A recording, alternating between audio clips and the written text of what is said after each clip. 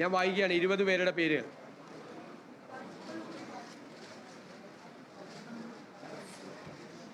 Shri P K. Kunhalikutty, Shri Ramesh Chennithala, Shri Sunny Joseph, Shri K Muraleedharan, Shri Mons Joseph, Shri Shibu Baby John, Shri Anoop Jacob, Shri C P John, Shri A P Anilkumar, Shri N Shamsuddin, Shri P C Viswanath, Shri Roji M John, Shrimati Bindu Krishna, Shri M Liju, Shri K M Shaji, Shri P K Basheer, Shri V E Abdul Gafoor, Shri T Siddique, Shrimati K A Thulasi. Sanam youth Congress സംസ്ഥാന president കൂടിയായ Shri O J Janeesh. ഇതാണ് 20 പേരുടെ പേര്. ആണല്ലോ. Speaker Shri Thiruvanchoor Radhakrishnan. ഈ സഭയിലെ തന്നെ മുതിർന്ന അംഗമായ ശ്രീ തിരുവഞ്ചൂർ രാധാകൃഷ്ണൻ സ്പീക്കറും ശ്രീമതി ഷാനിമോൾ ഉസ്മാൻ ഡെപ്യൂട്ടി സ്പീക്കറോ.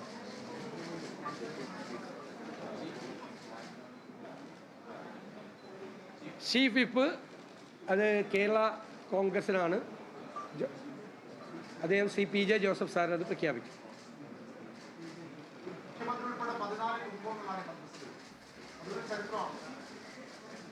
തീർച്ചയായിട്ടും പുതുമുഖങ്ങൾ വരട്ടെ, എല്ലാവർക്കും അവസരങ്ങൾ ഉണ്ടാവുമല്ലോ.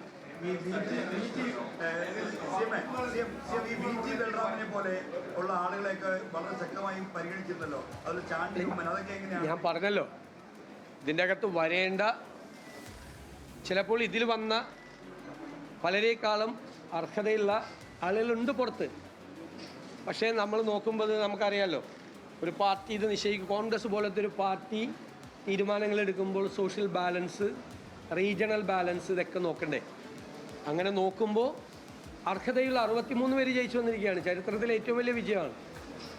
അപ്പോൾ അതിൽ കുറേ ആളുകൾ, എല്ലാവരും അല്ല, കുറച്ച് ആളുകൾ ഉറപ്പായിട്ട് വരണ്ട. പക്ഷെ 11 ഉള്ളത്.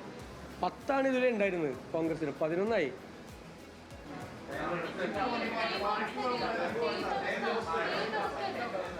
അത് പറയാം, പിന്നീട് പറയാം. ഇല്ല, അത് പറയാം, പിന്നീട് പറയാം. വകുപ്പുകളുടെ കാര്യം, വകുപ്പുകളെല്ലാം ഏകദേശം തീരുമാനമായിട്ടുണ്ട്. ചെറിയ ചെറിയ കറക്ഷൻസ് മാത്രമേ ഉള്ളൂ.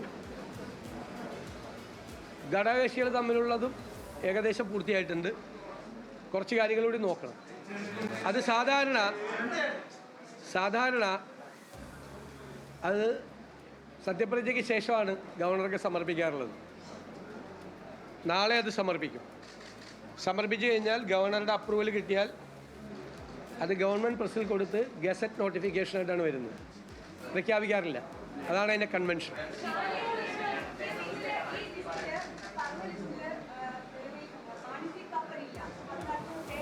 അത് പറഞ്ഞല്ലോ, ഞാൻ 3 ചോദ്യം വന്നത്. അപ്പോൾ ഞാൻ പറഞ്ഞല്ലോ അത് പിന്നീട് പറയാമെന്ന് പറഞ്ഞു. ചില ധാരണകളുണ്ട്, അത് ഞാൻ പിന്നീട് പറയാം.